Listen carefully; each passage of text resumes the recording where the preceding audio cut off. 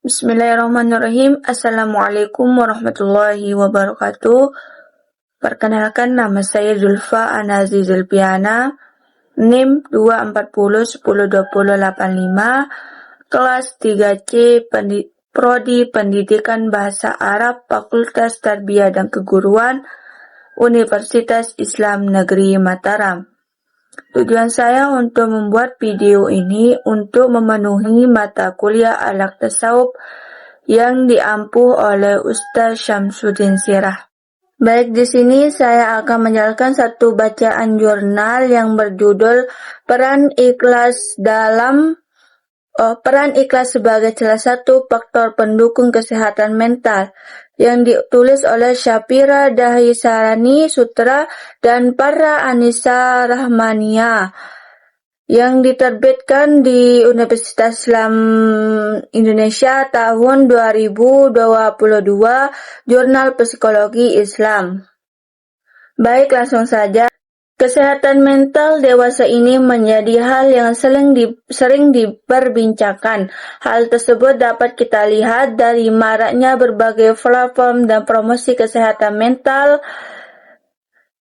di sosial media. Hal ini menunjukkan bahwa semakin banyak orang yang menyadari akan pentingnya kesehatan mental bagi kehidupan, namun masih sedikit orang yang menjadikan ajaran-ajaran Islam sebagai salah satu ikhtiar untuk melestarikan kesehatan mental. Padahal, ajaran yang ada pada Islam merupakan ajaran yang sempurna dan dipastikan bahwa bermanfaat dan berbahagia bagi yang menerapkannya. Hal ini sebagai firman Allah Subhanahu wa taala dalam Quran surah Toha ayat 20, surah ke-20 ayat 123 sampai 124, yang artinya, Dia Allah berfirman, turunlah kamu berdua dari surga bersama-sama, sebagian kamu menjadi musuh bagi sebagian lain jika datang kepadamu petunjuk dariku. Maka ketahuilah, barang siapa mengikuti petunjukku, dia tidak akan sesat dan tidak akan celaka. Dan barang siapa yang berpaling dari peringatanku, maka sungguh dia akan menjalani kehidupan yang sempit, dan kami akan mengumpulkannya pada hari kiamat dalam keadaan buta.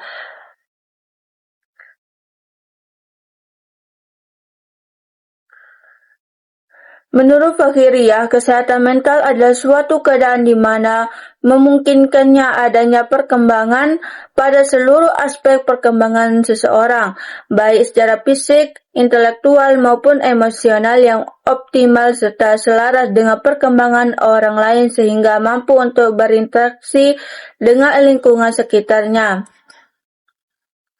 Di samping ikhlas berperan penting terhadap indikator kesehatan mental, ikhlas juga merupakan salah satu topik kajian psikologi Islam yang memiliki kedudukan sangat tinggi dalam agama. Hal ini dikarenakan ikhlas merupakan perintah terbesar Allah, salah satu syarat diterimanya amal ibadah, lawan dari kesyirikan dan pondasi dari berbagai akhlak mulia. Ikhlas merupakan perintah terbesar Allah karena Allah menciptakan jin dan manusia untuk mengesahkannya dalam peribadatan. Konsep mengesahkan Allah ini disebut sebagai tauhid, di mana tauhid tidak bisa terlepas dari keikhlasan, yaitu mengerjakan segala sesuatu semata-mata hanya untuk mengharapkan keridhaan Allah Subhanahu wa taala. Perbedaannya adalah orang tidak bertauhid dikatakan telah melakukan syirik besar yang dapat mengeluarkan seseorang dari Islam.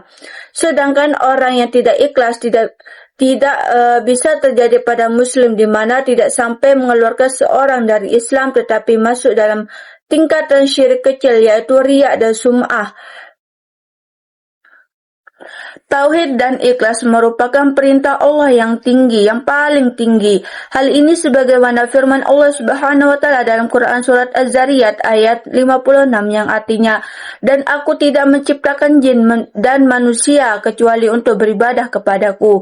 Pada ayat tersebut Allah menjelaskan tujuan dari diciptanya jin dan manusia, yaitu untuk mempersembahkan segala bentuk beribadah kepada Allah saja. Allah Subhanahu wa Ta'ala juga berfirman dalam Quran surah Ghafir ayat 12 yang artinya, maka sembahlah Allah dengan tulus ikhlas beragama kepadanya meskipun orang-orang kafir tidak menyukainya. Dan Quran surah Az-Zumar ayat 11 yang artinya, katakanlah sesungguhnya aku diperintahkan agar menyembah Allah dengan penuh ketaatan kepadanya dalam menjalankan agama. Selanjutnya, ikhlas menjadi salah satu syarat diterimanya ibadah. Hal ini dikarenakan ibadah tidak akan diterima kecuali dengan dua syarat, yaitu ikhlas dan mengikuti tuntunan Rasulullah SAW secara murni berdasarkan sabda Rasulullah SAW yang artinya, sungguhnya Allah Azza tidak menerima suatu amal kecuali jika dikerjakan murni karenanya dan mengharapkan wajahnya. Hadis riwayat Abu Daud dan An-Nasa'i dengan sanad yang zayyid.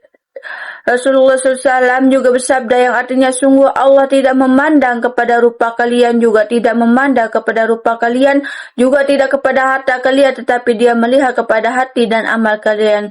Hadis riwayat Muslim nomor 2564. Mungkin hanya itu saja yang dapat saya sampaikan. Wassalamualaikum warahmatullahi wabarakatuh.